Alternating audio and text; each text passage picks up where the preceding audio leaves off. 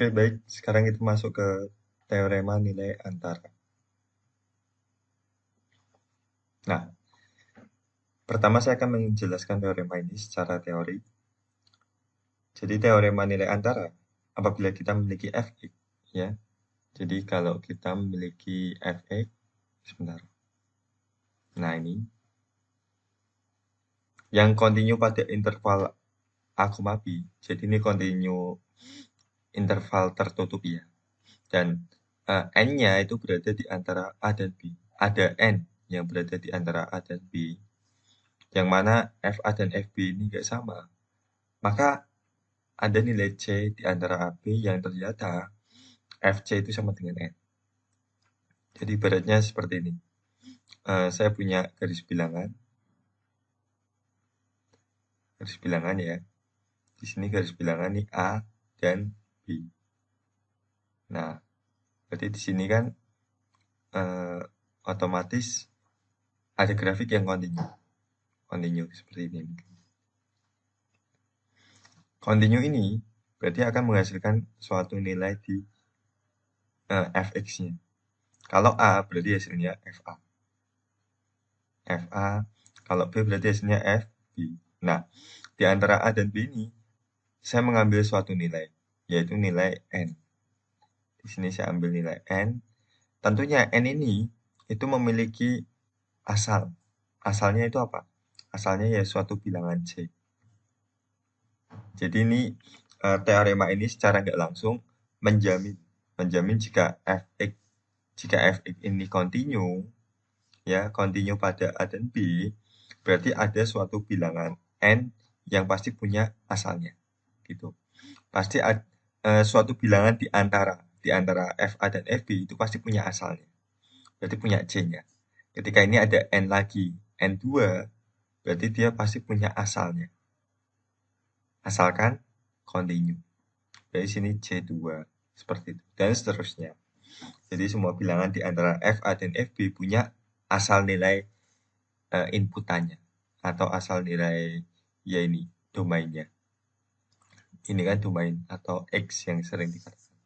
Nah, kemudian apabila C dimasukkan dalam fungsi, maka diperoleh FC sama dengan N itu. Yaitu asalnya itu, C. Kemudian jika fx tidak kontinu, maka teorema nilai antara mungkin tidak berlaku. Kalau tidak kontinu, bisa saja dia tidak berlaku. Kenapa tidak berlaku? Karena kemungkinan bisa grafiknya itu terputus di posisi A, posisi N itu. Ini B ya, misalkan. Ini untuk case yang tidak kontinu. Jadi misalkan seperti ini, kemudian terputus. Nah, misalkan terputus seperti itu. Ini sampai sini. Nah, kemudian ini mungkin saya kurang ke atas. Nah, ini FB, di bawahnya FA.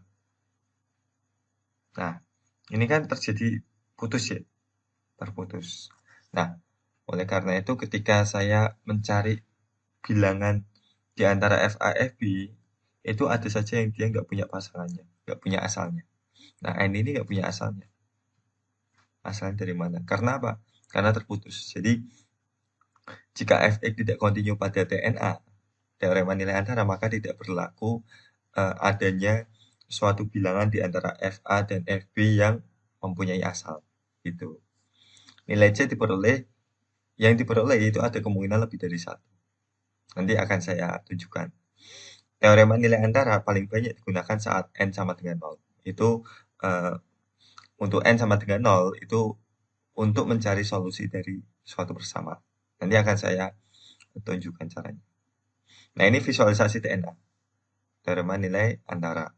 Nah, di sini jelas ketika kontinu berarti semua bilangan di antara FA dan FB itu pasti punya asalnya. Saya ngambil bilangan N, asalnya C. Ini jaminannya. Tapi kalau tidak kontinu, ada bilangan-bilangan yang dia tidak punya asal. Contohnya ini N ini tidak punya asal. Yang kontinu juga itu asalnya bisa satu, bisa lebih dari satu. Di sini saya tunjukkan yang mana asalnya bilangan N ini lebih dari satu. Bisa C1, bisa C2, bisa C3. Nah, seperti itu. Jadi di sini visualisasi dari teorema nilai antara. Oke. Nah, sekarang contoh soal. Tunjukkan bahwa solusi dari akar pangkat 3 dari X plus X sama dengan 1 pada interval 0,8. Jadi, kita disuruh menunjukkan ada solusinya.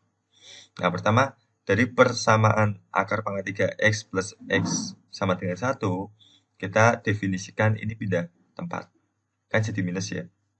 Nah, definisikan jadi seperti ini. Ini sama dengan 0. Berarti kan seperti itu. Nah, dengan dengan A sama dengan 0, B sama dengan 8. Kenapa seperti itu? Kenapa seperti itu? Karena ini patokannya. Apakah di interval itu ada solusinya? Gitu. Nah, misalkan solusi dari persamaannya ialah C. Jadi sekarang saya punya grafiknya sebagai berikut. A-nya itu 0, B-nya itu 8. Dan sini saya akan mencari solusinya. Solusinya ya. Solusinya berarti di yang berpotongan dengan sumbu X. Jelas fx merupakan fungsi yang kontinu di 0 sama 8. 0,1. Oh, ini harusnya 0,8, bukan 0,1. Jelas nih kontinu dengan di 0,8. Kalian bisa ngecek karena 0,8 ini merupakan domain F, dan juga limit kiri dan limit kanannya pasti sesuai. Itu kalian bisa ngecek itu. Ini berarti harusnya 8 ya. Nah, kemudian berdasarkan teorema nilai antara pada n, di mana ketika dimasukkan F0 itu kan nilainya min 1 nih. Ketika dimasukkan F0 min 1 berarti di bawah ini. Ketika 8 itu hasilnya 9. Jadi kalau saya gambar mungkin kayak gini lah. Nah, dari sini ada titik potong nih. Nah, ini merupakan solusi. Titik potong saya kasih warna lain. Nah, ini merupakan solusi. Warnanya kurang jelas. Coba saya pakai yang jelas. Nah, ini merupakan solusi. Titik potongnya itu solusi. Nah, ini solusi. Artinya solusinya saat apa? Saat n sama dengan 0.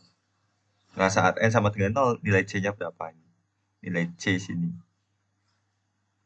Nah, itu. Nah, tapi kita tidak diminta untuk mencari nilai c-nya atau solusinya. Kita hanya diminta untuk mencari untuk menunjukkan apakah ada solusinya. Di sini kan karena kita bisa memilih n sama dengan 0, ya kan? Kita bisa memilih n sama dengan 0, berarti ya itu ada solusinya. Karena 0 di antara bilangan min 1 dan 9. Maka pasti ada nilai c sedemikian sehingga fc sama dengan n. Jadi ada solusi dari sini. Akar pangkat 3x plus x sama dengan 1 di interval 0,8. Berdasarkan teorema nilai antara, yakni c, yang memenuhi persamaan ini. Kita cuma diminta menunjukkan ada solusi apa. Nah, nanti visualisasinya sebagai berikut. Dan nilai C-nya 0,317687988. Ini kalau kalian menyelesaikannya dengan menggunakan pemfaktoran, itu akan sangat susah. Gitu. Saya akan memberikan simulasi bagaimana cara mendapatkan nilai C ini. Simulasi yang saya sampaikan menggunakan Excel ya. Mungkin biar kelihatan fungsinya oke, seperti ini aja. Nah, coba kalian perhatikan. Di sini X, sini Fx. Gitu.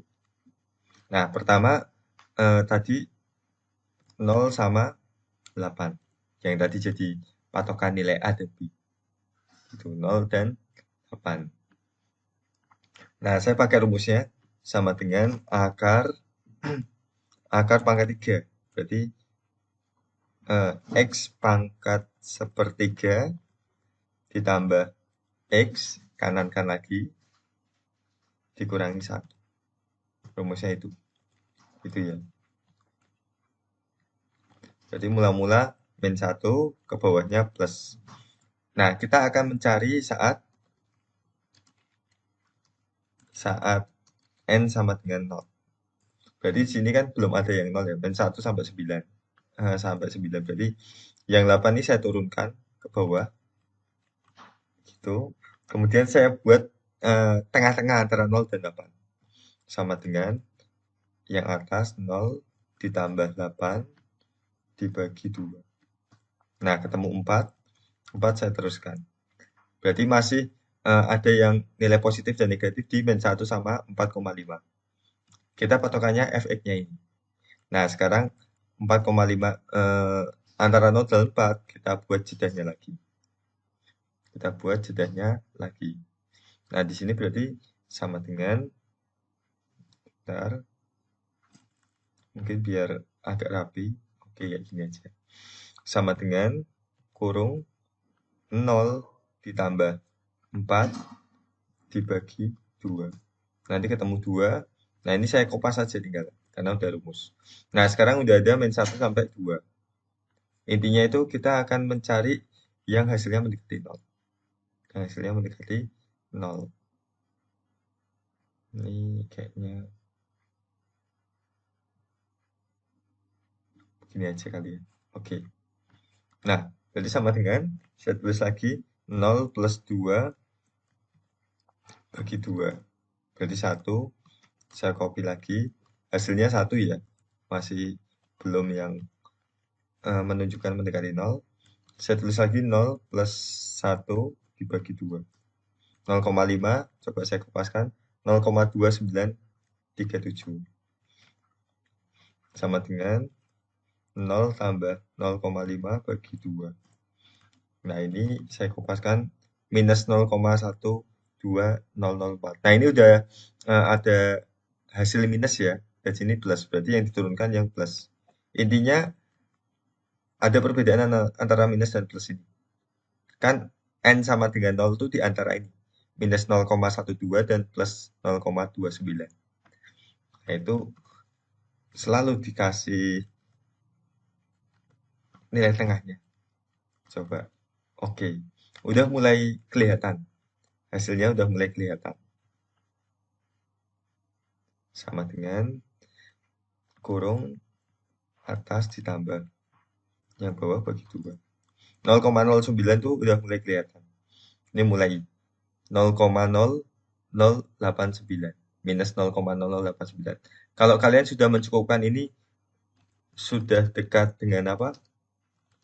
Dengan N sama dengan 0. Berarti ya, kalau kalian udah mulai mencukupkan dengan nilai ini, ya udah. Kalian pakai nilai itu gak apa. Berarti hasilnya apa nih? Hasilnya 0,3125. Ini udah juga hasilnya udah bagus. Ini kan berarti N sama dengan 0, udah mendekati. Berarti kalau kalian milih jawaban yang udah kita selesaikan ini, berarti C sama dengan, berarti solusinya ialah C sama dengan 0,3125.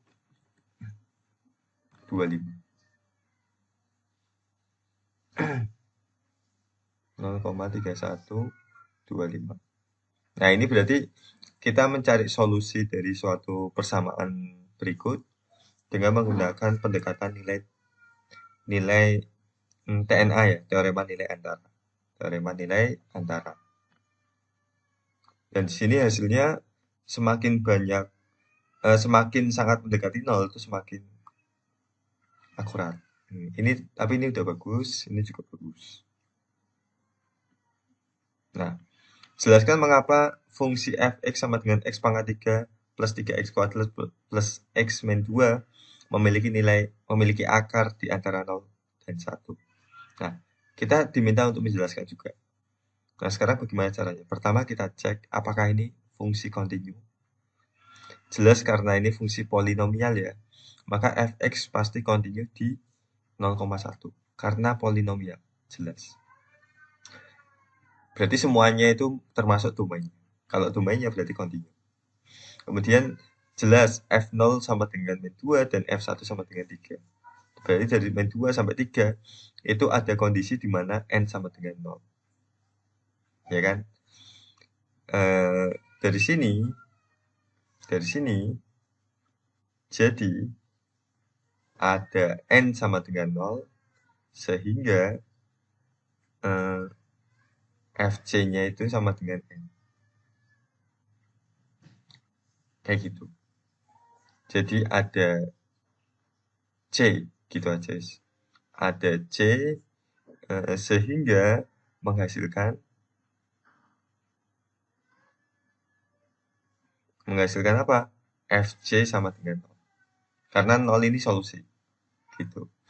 Maka berdasarkan teorema nilai antara, terdapat C di 0,1 sedemikian sehingga Fc sama dengan 0. Jadi nilai C-nya ini yang kalau kita cari ketemunya 0,6180419992. Jadi kita tidak menggunakan metode Horner yang mungkin kalian pernah pelajari di kelas 11 atau menggunakan metode pemfaktoran dan lain sebagainya. Kita bisa menggunakan teorema nilai antara, diperoleh solusinya atau akar-akarnya itu sama dengan salah satunya ya 0,6180419992. Seperti itu. Nah, oke, itu mungkin perkuliahan kita ya. Jadi itu perkuliahan kita di pertemuan 4 ini. Ditutup dengan teorema nilai antara. Nah, saran saya tetap optimis ya. Tetap optimis karena itu merupakan apa ya namanya ya? Ikatan kebahagiaan. Jadi jika kamu tetap positif, tetap positive thinking, berpikiran positif dan merasa kalau matematika ini bermanfaat, maka kamu akan mendapatkan kemudahan di dalamnya. Jadi never give up. Oke, sekian perkuliahan kita di pertemuan 4 ini. Sampai jumpa lagi di pertemuan yang kelima. Semoga bermanfaat.